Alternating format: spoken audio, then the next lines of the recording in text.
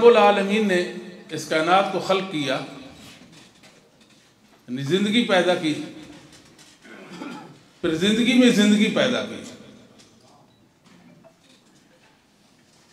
तो जिंदगी में जिंदगी दो तरह से होती है, एक तौहीद बारी ताला से और एक दीन के इल्म से।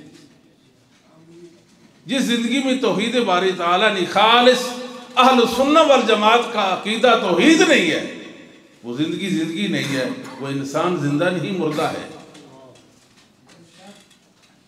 तैसे ही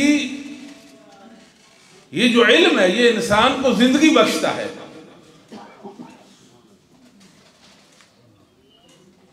मोहम्मद करीम सल्लल्लाहु अलैहि वसल्लम का उस्वा आपकी जिंदगी हमारे सामने है। आपने पूरी जिंदगी अल्लाह की तौहीद का दर्स दिया और इल्म दीन को आपने आम फरमाया। अल्लाह की वही, अल्लाह का इल्म जो आप पर उतारा गया उसको अल्लाह के बंदों तक पहुंचाया। वो जिंदगी वहां से चली, आज भी दुनिया में मौजूद है और क़यामत की सुबह तक वो जिंदगी मौजूद होगी। ये मोहम्मद सल्लल्लाहु अलैहि वसल्लम की बरकत है। वल्लज़ी अरसल रसूलहु बिल हुदा व दीनिल हक़्क़ लियुज़हिरहु अला दीनि कुल्ली व कफ़ा बिल्लाहि शहीदा। ये एक प्रोग्राम है, इसको समझना चाहिए कि दीन कैसे गालिब आता है।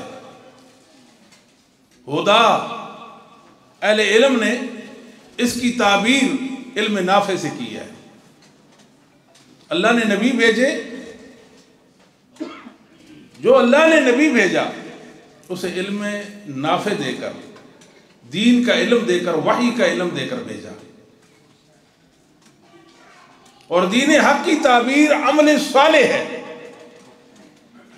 पैगंबर पर अल्लाह का दीन उतरता, वो दीन की ताबीर अमली ताबीर हो जाता, पेश करता, अल्लाह का दीन गालिब आ जाता। और कोई जरिए नहीं दीन को गालिब करने का। इल्म के साथ और अमल के साथ।